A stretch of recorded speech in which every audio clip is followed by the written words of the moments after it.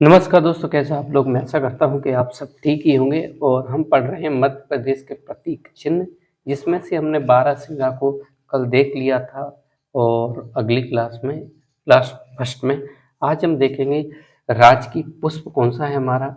तो आज हम राजकीय पुष्प देखेंगे। तो मध्य प्रदेश का जो राजकीय पुष्प है वो सफ़ेद लिली है। क्या है मध्य प्रदेश का राजकीय पुष्प? सफ़ेद लिली है। इसका जो वैज्ञानिक नाम है वो वैज्ञानिक का नाम है लिलियम कैंडिडम। क्या है सफ़ेद लिली का वैज्ञानिक नाम? लिलियम कैंडिडम।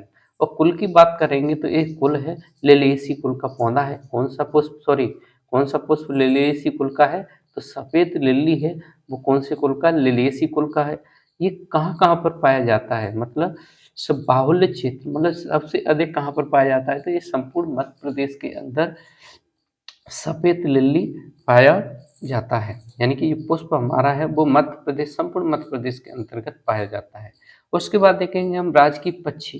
तो मध्य प्रदेश का जो राजकीय पक्षी है वो है दूधराज। क्या है? राजकीय पक्षी दूधराज है।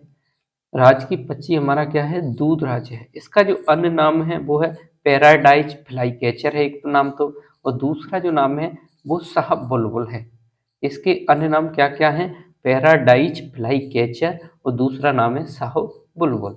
अब इसका दूधराज का जो वैज्ञानिक नाम है वो नाम है टर्प सिफोनी पैराडाइस है।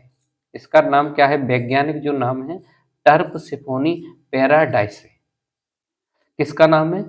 दूधराज का नाम क्या है? टर्प सिफोनी पैराडाइस है। और प्रमुख क्षेत्र देख लेते हैं भैया, ये प्रमुख क्षेत्र कहाँ कहाँ पर पाया जाता है? तो पश्चिमी मध्य प्रदेश में पाया जाता है। अब पश्चिमी मध्य प्रदेश का यह मतलब हुआ इंदौर, धार, झाबुआ, अलीराजपुर, रतलाम, ये इन जिलों में के अंतर्गत पश्चिमी क्षेत्र मध्य प्रदेश का आता है, जहाँ पर ये बहुत बहुत प्रमुख क्षेत्र है, जहाँ पर ये अधिक मात्रा में पाया जाता है, जिसका नाम क्या है? दूधराज। यानी कि राज की पक्षी हमारा क्या है? दूधराज है। इसके बाद में देखेंगे हम राज की मछली कौन सी है। तो भैया मध्य प्रदेश की जो राज की मछली है वो राज की मछली का नाम है महासीर। क्या नाम है राज की मछली का? नाम महासीर है। ये जो मछली है उसका जो वैज्ञानिक नाम है वो है टोरपियूटेटोरा।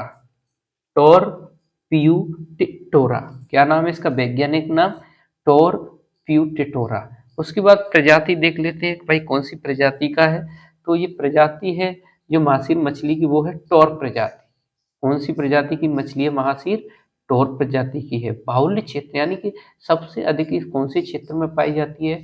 तो ये मध्य प्रदेश की नर्मदा नदी जो जीवन रेखा कही जाती है उसमें प्रवाहित, सॉरी नर्मदा नदी है उसमें पाई जाती है महासीर मछली। और वो भी कौन से स्थान पर? तो खंडवा और खरगोन वाले क्षेत्र में नर्मदा नदी के अंदर महासीर मछली पाई जाती है। घोषित वर्ष है, इसे कब मध्य प्रदेश सरकार के द्वारा घोषित किया गया कि आज से हमारी जो राज्य की मछली है वो महासीर होगी। तो घोषित वर्ष है 2011। विशेष में क्या है? तो बाहुल्य क्षेत्र है।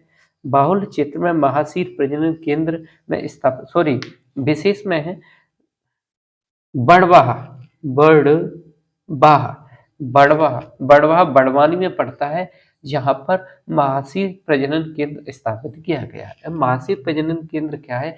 यहाँ पर मछलियाँ अपने बच्चों को जन्म देती, सॉरी अंडों को जन्म देती हैं, इसलिए इसे क्या बोलते हैं? महासीर प्रजनन केंद्र स्थापित यहाँ पर किया गया है, जहाँ पर मछलियाँ जो महासीर मछली है वो अपने अंडों को जन्म दे सकें या अपने अंडे पैदा कर सकें, वो ऐसा एक क्षेत्र बनाया गया है जिसे बोलते हैं प्रजनन केंद्र।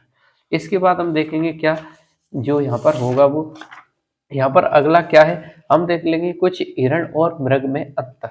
देखो हिरण और मृग में क्या अंतर होता है।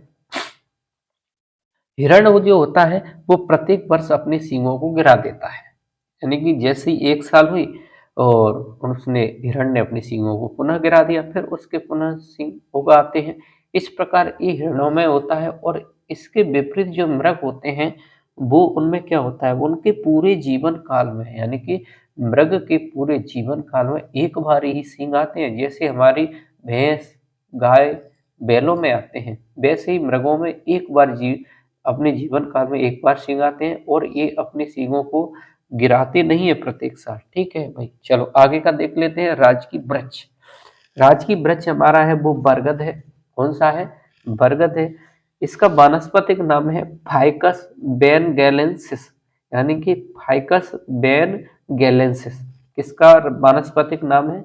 तो बरगद का है। प्रजाति की बात करें तो ये बरगद कौन सी प्रजाति का है? तो ये फाइकस नामक प्रजाति का है, यानी कि बरगद है जो प्रजाति है वो फाइकस नामक प्रजाति की है।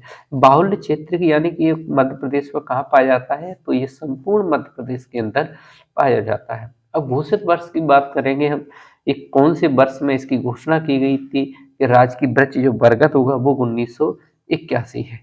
मध्य प्रदेश का पहला बरगद पार्क कहाँ पर है? तो भाई देखो, मध्य प्रदेश में बरगद पार्क भी है, वो इंदौर के बड़गौदा में है। कहाँ पर है? इंदौर के बड़गौदा में बनाया गया है। क्या बनाया गया है?